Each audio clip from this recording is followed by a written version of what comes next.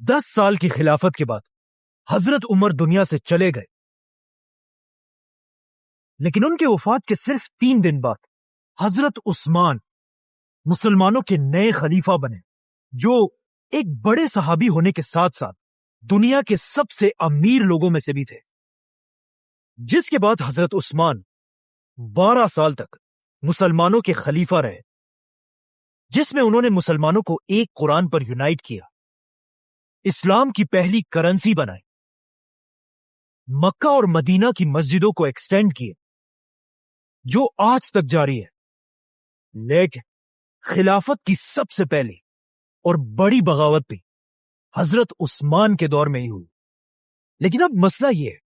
کہ اس سب کے بعد بھی لوگ باقی 2 خلیفاؤں کے بارے میں تو بہت جانتے ہیں، لیکن حضرت عثمان کے بارے میں لوگ بہت کم جانتے ہیں۔ حالانکہ حضرت عثمان کی سٹوری بہت ہی انسپائرنگ ہے، کیونکہ حضرت عثمان خلیفہ بننے سے بہت سال پہلے مکہ کے کسی عام گھر میں نہیں، بلکہ مکہ کے سب سے رچ خاندان بنو امیہ میں پیدا ہوئے، اور ان کے والد عفان کا مکہ میں کپڑوں کا بہت بڑا بزنس تھا، جو مکہ سے باہر روم اور یمن تک پھیلا ہوا تھا۔ لیکن اچانک ایک دن جب حضرت عثمان کی ایج بہت ہی کم تھی، ان کے والد عفان کسی سفر سے واپس آتے ہوئے فوت ہو گئے۔ فوت ہونے سے پہلے عفان کے 2 ہی بچے تھے، بیٹا عثمان اور بیٹی آمنہ۔ اسلام سے پہلے عرب کا سسٹم یہ تھا کہ باپ کے مرتے سارا کا سارا مال اس کے بیٹے کی طرف جاتا تھا اور بیٹیوں کو کچھ نہیں ملتا تھا۔ اسی لیے آف کورس عفان کا پورا بزنس اور سارا مال بہت ہی کم ایج میں حضرت عثمان کو ملا، جس کی وجہ سے بہت ہی کم ایج میں حضرت عثمان مکہ کے سب سے امیر لوگوں میں سے ایک بنے۔ اسی لیے مکہ کے سارے جوان لڑکے حضرت عثمان کو ایک رول ماڈل کی طرح دیکھتے تھے۔ اتنا زیادہ پیسہ ہونے کے بعد بھی حضرت عثمان نے مکہ کے باقی شہزادوں کی طرح ایک عیاشی کی زندگی گزارنے کے بجائے اپنے خاندان کے بزنس پر فوکس کیا اور اسے ایک انٹرنیشنل بزنس بنایا۔ اپنے اسی بزنس کی وجہ سے حضرت عثمان مکہ میں اتنے فیمس ہوئے کہ مکہ کی مائیں اپنے بچوں سے کہا کرتی تھی کہ میں تم سے اتنی محبت کرتی ہوں جتنی قریش عثمان سے کرتے ہیں۔ اب جب حضرت عثمان مکہ میں اپنے کپڑوں کا بزنس کر رہے تھے، وہاں ایٹ دا سیم ٹائم ایک دوسرے آدمی کا بزنس بھی بہت تیزی سے آگے بڑھ رہا تھا، حضرت ابو بکر رضی اللہ تعالیٰ عنہ۔ اور یہی سے ان 2 گریٹ صحابہ کی دوستی شروع ہوئی۔ ناؤ جب حضرت عثمان کا بزنس مکہ میں اپنی پیک پر تھا، ایگزیکٹ اسی ٹائم مکہ کے ایک غار میں رسول اللہ صلی اللہ علیہ وسلم پر پہلی وحی نازل ہوئی۔ آپ صلی اللہ علیہ وسلم کے گھر والوں کے بعد سب سے پہلے اسلام ابو بکر رضی اللہ تعالیٰ عنہ نے قبول کیا، اور اسلام قبول کرتے وہ سیدھا اپنے دوست عثمان رضی اللہ تعالیٰ عنہ کے پاس گئے اور انہیں بھی اسلام کی طرف لے کر آئے۔ حضرت عثمان، جنہیں مکہ کے جوان اپنا رول ماڈل سمجھتے تھے، ان کا اسلام قبول کرنا پورے مکہ اور اسپیشلی ان کے خاندان بنو امیہ کے لیے ایک بہت بڑا دھچکا تھا، کیونکہ حضرت عثمان کے بعد سب کو اس بات کا پتا تھا کہ اب مسلمانوں کو پیسوں کی زیادہ کمی نہیں ہوگی، کیونکہ حضرت عثمان بنو امیہ کے پہلے اور اکیلے شخص تھے جنہوں نے اپنے خاندان کے خلاف جا کر اسلام قبول کیا تھا۔ جب آپ صلی اللہ علیہ وسلم مکہ میں لوگوں کو اسلام کی طرف بلانے لگے تو پہلے لوگوں کا خیال تھا کہ محمد صلی اللہ علیہ وسلم یہ سب کچھ صرف اپنے خاندان بنو ہاشم کو پروموٹ کرنے کے لیے کر رہے ہیں، اسی لیے لوگ اسلام کو صرف ایک قبیلے کا ریلیجن سمجھتے تھے۔ لیکن اچانک ایک دن قرآن کی ایک سورت نازل ہوئی، سورہ مسد، جس میں اللہ نے مکہ کے سارے لوگوں کو چھوڑ کر آپ صلی اللہ علیہ وسلم کے چچا ابو لہب اور اس کی بیوی کے لیے بہت ہی سخت الفاظ یوز کیے، تاکہ ان آیتوں کی وجہ سے سب کو پتا چل جائے کہ اسلام کسی خاندان کے لیے نہیں بلکہ پوری دنیا کے لیے ہے۔ لیکن اب مسئلہ یہ تھا، جس چچا کے بارے میں قرآن کی یہ آیات نازل ہوئی تھی، اسی کے 2 بیٹوں کے ساتھ آپ صلی اللہ علیہ وسلم کی 2 بیٹیوں کا نکاح ہو چکا تھا۔ تو اب جب ان آیات کا آپ صلی اللہ علیہ وسلم کے چاچا ابو لہب اور اس کی بیوی کو پتا چلا تو انہیں بہت غصہ آیا، اور انہوں نے آپ صلی اللہ علیہ وسلم سے بدلہ لینے کے لیے اپنے بیٹوں کو حکم دیا کہ وہ آپ صلی اللہ علیہ وسلم کی بیٹیوں کو طلاق دے دے۔ اب جب حضرت عثمان رضی اللہ تعالیٰ عنہ نے یہ دیکھا کہ صرف آپ صلی اللہ علیہ وسلم کو کمزور کرنے کے لیے ان کی بیٹیوں کو طلاق دیا گیا ہے، تو وہ سیدھا آپ صلی اللہ علیہ وسلم کے پاس پہنچے اور ان سے ان کی بیٹی رقیہ کا ہاتھ مانگا۔ اس طرح حضرت عثمان رضی اللہ تعالیٰ عنہ آپ صلی اللہ علیہ وسلم کے بہت ہی قریب ہو گئے۔ یہ دیکھ کر ان کا خاندان بنو امیہ آخر اور برداشت نہیں کر سکا، کیونکہ یہ بنو امیہ کے لیے ایک بہت بڑی بے عزتی تھی۔ تو اب بالکل باقی مسلمانوں کی طرح بنو امیہ بھی حضرت عثمان جیسے پاورفل انسان پر ظلم کرنے لگے۔ کہا جاتا ہے کہ ان کے ایک چچا حکم انہیں رسیوں سے باندھ کر مارا کرتے تھے، اور ان کا پورا خاندان انہیں اسلام چھوڑنے کا کہتا رہتا تھا، لیکن حضرت عثمان اس سب کے بعد بھی اپنے خاندان کے خلاف جا کر آپ صلی اللہ علیہ وسلم کے ساتھ کھڑے رہے۔ اس کے کچھ ہی عرصے بعد مکہ میں آخر ایک ایسا ٹائم آیا کہ اب کچھ مسلمان اب اور یہاں نہیں رہ سکتے تھے، کیونکہ اب مکہ والوں نے مکہ کے 2 مسلمانوں کو شہید کر دیا تھا۔ تو رسول اللہ صلی اللہ علیہ وسلم نے ان مسلمانوں کو حکم دیا کہ وہ عرب کو چھوڑ کر حبشہ کی طرف ہجرت کریں، جہاں ایک نیک بادشاہ ان کی ضرور مدد کرے گا۔ آپ صلی اللہ علیہ وسلم کے اس حکم کے بعد حضرت عثمان اپنی بیوی رقیہ اور کچھ اور مسلمانوں کے ساتھ عرب کو چھوڑ کر ایتھیوپیا مطلب حبشہ کی طرف چلے گئے، اور وہاں جا کر اگین حضرت عثمان نے اپنی بزنس کی نالج کو یوز کر کے ایک نیا بزنس اسٹیبلش کیا۔ اب جب حضرت عثمان یہاں حبشہ میں تھے، وہاں مکہ والوں نے آپ صلی اللہ علیہ وسلم اور ان کے خاندان کا بائیکاٹ کر کے ان پر بہت ظلم کیا، لیکن حضرت عثمان مکہ سے بہت دور ہونے کی وجہ سے آپ صلی اللہ علیہ وسلم کی مدد نہیں کر سکے۔ 4 سال حبشہ میں گزارنے کے بعد اچانک حبشہ میں ایک افواہ پھیلی کہ مکہ کے سارے لوگ اسلام قبول کر چکے ہیں۔ یہ سن کر حضرت عثمان اور باقی مسلمان حبشہ چھوڑ کر واپس مکہ کی طرف آئے، لیکن یہاں آ کر انہوں نے دیکھا کہ یہ سب کچھ بالکل جھوٹ تھا۔ لیکن اب مکہ سے واپس حبشہ جانے کے بجائے رسول اللہ صلی اللہ علیہ وسلم نے مسلمانوں کو مدینہ کی طرف ہجرت کرنے کا حکم دیا۔ اب مدینہ مکہ سے بالکل اپوزٹ ایک بہت ہی غریب علاقہ تھا، اور وہاں پر مسلمانوں کے حالات اتنے خراب تھے کہ انہیں پینے کے لیے پانی بھی اویلیبل نہیں تھا۔ یہ دیکھ کر رسول اللہ صلی اللہ علیہ وسلم نے مدینہ کے سارے مسلمانوں کو جمع کیے اور ان سے کہا کہ جو بھی مسلمان اس یہودی سے یہ کنواں بیر روما خرید کر مسلمانوں کے لیے کھول دے گا، اس کی جگہ جنت میں ہوگی۔ اب مدینہ میں آف کورس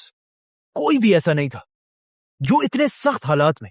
اس کنویں کو افورڈ کر سکتا ہو، لیکن صرف ایک شخص ایسا تھا جس کا بزنس شام، یمن اور اب حبشہ تک پھیلا ہوا تھا، حضرت عثمان۔ حضرت عثمان سیدھا اس یہودی کے پاس گئے، لیکن اس یہودی نے کہا کہ میں یہ کنواں نہیں بیچنا چاہتا، کیونکہ اس کنویں کے پانی پر اس نے ٹیکس لگایا تھا اور اس پانی کو بہت مہنگا بیچتا تھا۔ تو حضرت عثمان نے اس یہودی کے ساتھ ایک ڈیل کی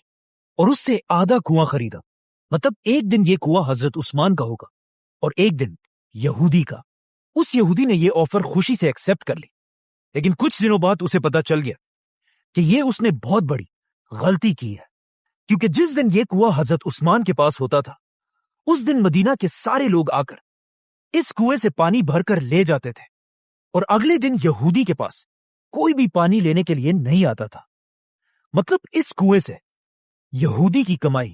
بالکل ختم ہو چکی تھی۔ تو اس یہودی نے حضرت عثمان کے پاس آ کر مجبوراً انہیں سارا کنواں بیچ دیا، اور اس طرح حضرت عثمان نے 20,000 درہم میں یہ کنواں خرید کر مسلمانوں کے لیے ڈونیٹ کر دیا۔ یہ حضرت عثمان کی اتنی بڑی ڈونیشن تھی کہ اسے آج تک پوری دنیا یاد کرتی ہے، کیونکہ یہ کنواں اور اس کے پاس زمین آج تک حضرت عثمان کے نام پر سعودی عرب میں رجسٹرڈ ہے، اور اس کنویں اور اس کے آس پاس زمین سے جتنی انکم آتی ہے اس سے حضرت عثمان کے نام پر ہی مدینہ میں ایک بہت بڑا ہوٹل بنایا گیا ہے. یہ ہوٹل ہر سال حضرت عثمان کے نام پر 50 ملین ریال کماتا ہے. 5 کروڑ ریال، جو آلموسٹ 400 کروڑ روپے بنتے ہیں، جسے پورا کا پورا غریبوں میں تقسیم کر دیا جاتا ہے. مطلب حضرت عثمان واحد صحابی ہیں جن کے نام سے آج تک اللہ کی راہ میں کروڑوں دیے جاتے ہیں. یہ کنواں خریدنے کے کچھ ہی عرصے بعد اسلام کی پہلی جنگ کا ٹائم آیا، جنگ بدر، جس میں رسول اللہ صلی اللہ علیہ وسلم مدینہ سے 313 مسلمانوں کی فوج لے کر بدر کی طرف روانہ ہوئے. لیکن مسئلہ یہ تھا کہ حضرت عثمان مسلمانوں کی اس فوج میں نہیں تھے، کیونکہ ان کی بیوی اور آپ صلی اللہ علیہ وسلم کی بیٹی رقیہ کی طبیعت بہت خراب تھی. اسی لیے آپ صلی اللہ علیہ وسلم نے حضرت عثمان کو مدینہ میں رہنے کا حکم دیا. لیکن اب جب آپ صلی اللہ علیہ وسلم اور مسلمان جنگ بدر لڑنے میں بزی تھے، وہاں ان کی بیٹی رقیہ کی طبیعت بہت خراب ہوئی اور وہ اس دنیا سے چلی گئی. جب رسول اللہ صلی اللہ علیہ وسلم جنگ بدر جیت کر واپس مدینہ پہنچے تو مسلمان بہت خوش تھے اور جنگ جیتنے کا جشن منا رہے تھے. لیکن اسی وقت آپ صلی اللہ علیہ وسلم کو ان کی بیٹی رقیہ کی موت کی خبر دی گئی، جس پر آپ صلی اللہ علیہ وسلم کو اس جیت کے دن بھی بہت دکھ ہوا. رقیہ رضی اللہ تعالی عنہا کی موت کے بعد مدینہ کے لوگوں نے دیکھا کہ حضرت عثمان بہت ہی دکھی اور پریشان رہنے لگے، اور جب ان سے پوچھا گیا تو انہوں نے بتایا کہ رقیہ کی موت کا دکھ تو مجھے ہے ہی، لیکن مجھے اس بات کا بھی غم ہے کہ ان کے جانے کے بعد میرا رشتہ رسول اللہ صلی اللہ علیہ وسلم کے ساتھ ٹوٹ چکا ہے. یہ سن کر آپ صلی اللہ علیہ وسلم نے اپنی دوسری بیٹی ام کلثوم کی شادی بھی حضرت عثمان سے کرائی، جس کے بعد حضرت عثمان کا نام ذو النورین پڑا، مطلب 2 نوروں والا. بدر کی جنگ ایسا ایک ہی ایونٹ تھا جس میں حضرت عثمان مسلمانوں کے ساتھ شامل نہیں تھے، کیونکہ بدر کے بعد حضرت عثمان اسلام کی ہر بڑی جنگ، احد اور خندق جیسی بڑی جنگوں میں شامل تھے. اور اس کے بعد آیا حضرت عثمان کی زندگی کا سب سے امپورٹنٹ ایونٹ کہ جب خندق کی جنگ کے بعد مسلمان مدینہ سے عمرہ کرنے کے لیے مکہ کی طرف روانہ ہوئے. جیسے ہی مسلمان مکہ کے قریب پہنچے، رسول اللہ صلی اللہ علیہ وسلم نے حضرت عمر کو حکم دیا کہ جاؤ اور مکہ کے لیڈر ابو سفیان سے بات کرو کہ ہم کسی جنگ کے لیے نہیں بلکہ صرف اور صرف عمرہ کرنے کے لیے آئے ہیں. یہ سن کر حضرت عمر نے آپ صلی اللہ علیہ وسلم سے کہا کہ میرا خاندان مکہ میں اتنا سٹرونگ نہیں ہے کہ وہ میری حفاظت کر سکے، آپ میری جگہ عثمان رضی اللہ تعالیٰ عنہ کو بھیجے، کیونکہ ان کا خاندان بنو امیہ ہے جن سے اس وقت مکہ میں کوئی بھی طاقتور نہیں ہے. آپ صلی اللہ علیہ وسلم کو بھی یہ بات پسند آئی اور انہوں نے حضرت عمر کو چھوڑ کر اس اتنی امپورٹنٹ ڈیل کے لیے حضرت عثمان کو بھیجا. اب جب حضرت عثمان مکہ کی طرف چلے گئے تو لوگوں نے یہاں آپ صلی اللہ علیہ وسلم سے پوچھا کہ کیا ایسا ہو سکتا ہے حضرت عثمان سب سے پہلے جا کر کعبہ کا طواف کر کے واپس آ جائے؟ تو رسول اللہ صلی اللہ علیہ وسلم نے کہا کہ جتنا میں عثمان کو جانتا ہوں وہ مجھ سے پہلے کبھی بھی طواف نہیں کرے گا. جیسے ہی حضرت عثمان مکہ پہنچے، وہاں ایگزیکٹلی ایسا ہی ہوا. مکہ والوں نے حضرت عثمان سے کہا کہ آپ باقی مسلمانوں کو چھوڑے، آپ بڑے خاندان سے ہیں اور خود کعبہ کا طواف کر کے واپس چلے جائیں. لیکن حضرت عثمان نے انہیں کہا کہ میں کبھی بھی آپ صلی اللہ علیہ وسلم سے پہلے طواف نہیں کروں گا. اب مکہ والے مسلمانوں کو بس تکلیف دینے کے لیے حضرت عثمان کے ساتھ اس ڈیل کو ڈیلے کرنے لگے، جس کی وجہ سے حضرت عثمان کئی دن تک مکہ میں ہی رہے. اچانک وہاں مسلمانوں کے کیمپ یہ افواہ پھیلی کہ مکہ والوں نے رسول اللہ صلی اللہ علیہ وسلم کے میسنجر عثمان کو شہید کر دیا ہے، اور یہ آپ صلی اللہ علیہ وسلم کی ایسی توہین تھی جسے ایکسپٹ کرنا امپاسبل تھا. اب تک مسلمان کسی جنگ کے لیے تو نہیں آئے تھے، لیکن مکہ والوں کی اس حرکت کے بعد آپ صلی اللہ علیہ وسلم نے اپنی اسٹریٹجی بدل دی اور مسلمانوں سے ایک درخت کے نیچے بیعت لینا شروع کی کہ ہم اپنے خون کے آخری قطرے تک حضرت عثمان کے بدلے کے لیے मक्का वालों से लड़ेंगे। जिसके बाद सारे मुसलमानों ने आकर रसूलुल्लाह सल्लल्लाहु अलैहि वसल्लम के हाथ पर बैत की और हजरत उस्मान रज़ियल्लाहु तआला अन्हु की तरफ से आप सल्लल्लाहु अलैहि वसल्लम ने एक हाथ दूसरे हाथ पर रखकर उनकी तरफ से भी बैत की। मतलब मुसलमानों की पूरी फौज हजरत उस्मान के लिए अपनी जान देने के लिए तैयार थे। लेकिन यह जंग कभी हुई नहीं, क्योंकि यह एक झूठी अफवाह थी और हजरत उस्मान बिल्कुल सही सलामत वापस आकर मुसलमानों के साथ शामिल हुए। इस बैत को बैतुर रिजवान कहा जाता है और ये इतनी इंपॉर्टेंट बैत थी कि जिस दरख्त के नीचे मुसलमानों ने बैत की थी उस दरख्त का जिक्र कुरान में भी हुआ है। अब यहां पर एक बहुत ही इंटरेस्टिंग बात है कि इस सब से बहुत साल बाद हजरत उमर की खिलाफत में जब भी मुसलमान हज करने आते थे वो इस दरख्त के पास जाकर भी हाजिरी लगाते थे, जो एक ऐसा काम था जिसका इस्लाम में कोई जिक्र नहीं है। और हजरत उमर नहीं चाहते थे कि मुसलमान इस्लाम में नए नए रिवाज बनाए, तो हजरत उमर ने अपनी खिलाफत में हुक्म दिया कि इस दरख्त को काट दिया जाए। इसीलिए आज तक किसी को नहीं पता कि वो दरख्त आखिर कहां पर था। इसके बाद हजरत उस्मान की मदीना में इतनी अहमियत थी कि एक दिन रसूलुल्लाह सल्लल्लाहु अलैहि वसल्लम किसी छोटी जंग पर मदीना से कहीं दूर चले गए और जाने से पहले उन्होंने अपनी जगह मदीना का लीडर हजरत उस्मान को बनाया। इसके बाद इस्लाम के हर इवेंट में हजरत उस्मान आप सल्लल्लाहु अलैहि वसल्लम के करीबी साथी रहे। खैबर, फतेह मक्का, हुनैन, इन सारी जंगों के बाद आखिर एक ऐसी जंग आई जिसकी वजह से आज तक हजरत उस्मान को याद किया जाता है। इसी तरह इस्लाम पूरे अरब में फैल गया और अब मुसलमानों की जंग सीधा उस वक्त की सुपर पावर रोमन एम्पायर से होने लगी। लेकिन रोमन एम्पायर से लड़ना कोई आसान काम नहीं था। उसके लिए मुसलमानों को बहुत ज्यादा माल और ताकत की जरूरत थी।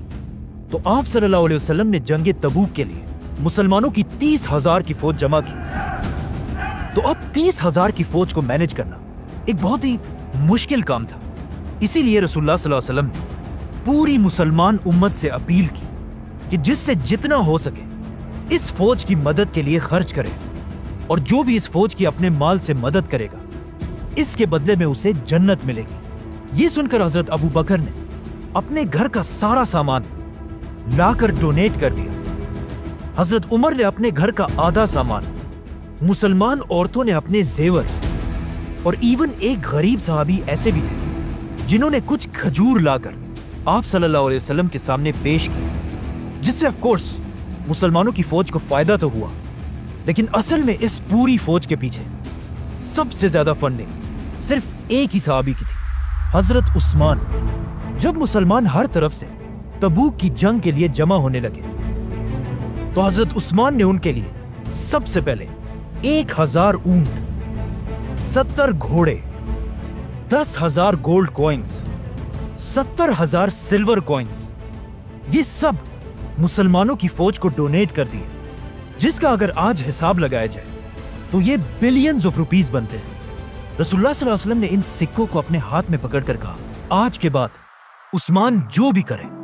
उसे कोई नुकसान नहीं होगा। हजरत उस्मान और बाकी मुसलमानों की मदद से मुसलमानों की फौज मदीना से रोमन एम्पायर की तरफ रवाना हुई। लेकिन यह फौज इतनी बड़ी थी कि सिर्फ इसके खाने पीने का खर्चा भी बहुत बड़ा था, और कुछ ही दिनों बाद इस फौज के खाने पीने का सामान खत्म होने लगा और लोग रसूलुल्लाह सल्लल्लाहु अलैहि वसल्लम की तरफ मदद के लिए देखने लगे। ये देखकर हजरत उस्मान फुल स्पीड गए और एक बार फिर कई ऊंटों को खाने पीने की चीजों से भरकर मुसलमानों की फौज की तरफ लेकर आए। जब आप सल्लल्लाहु अलैहि वसल्लम ने हजरत उस्मान के इस काफिले को दूर से आता हुआ देखा तो वो बहुत खुश हुए और उन्होंने लोगों से कहा कि वो देखो, तुम्हारी मदद के लिए सुर्ख ऊंट सामान ला रहे हैं। और जैसे ये काफिला पहुंचा, आप सल्लल्लाहु अलैहि वसल्लम ने अल्लाह से दुआ की कि या अल्लाह, मैं उस्मान से खुश हूं और आप भी उस्मान से राजी हूं। अब मसला यह था कि जैसे ही मुसलमान तबूक की जंग के लिए पहुंचे, रोमन एम्पायर की फौज पहले ही वहां से भाग चुकी थी, मतलब कोई जंग हुई नहीं। तो अब चाहिए तो यह था कि हजरत उस्मान अपना सारा डोनेट किया हुआ माल मुसलमानों की फौज से वापस ले लेते। लेकिन انہوں نے ایسا نہیں کیا اور جنگ نہ ہونے کے باوجود بھی اپنا یہ سارا مال مدینہ کی ریاست کو ڈونیٹ کر دیا۔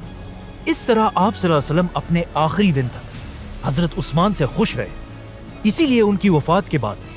اسلام کے پہلے خلیفہ ابو بکر رضی اللہ تعالیٰ عنہ نے حضرت عثمان کو اپنا بڑا منسٹر بنایا، اور حضرت عثمان اسی طرح اپنے بزنسز کی طاقت سے مسلمانوں کی اس خلافت کو سپورٹ کرتے رہے، جس کے بعد حضرت عمر کی خلافت میں بھی حضرت عثمان ان کے سب سے بڑے منسٹرز میں سے رہے۔ لیکن جیسے ہی حضرت عمر کی شہادت کے بعد حضرت عثمان مسلمانوں کے خلیفہ بنے، رومن اور پرشین امپائر کے بادشاہوں کو سمجھ آ گئی کہ یہی ٹائم ہے مسلمانوں کی اس خلافت کو ختم کرنے کا، اور انہوں نے مسلمانوں کی اس خلافت پر ہر طرف سے حملہ کر دیا۔ تو اب حضرت عثمان نے یہ پروف کرنا تھا کہ وہ حضرت عمر کی اس اتنی بڑی خلافت کو ڈیفینڈ کر سکتے ہیں یا نہیں۔ سبسکرائب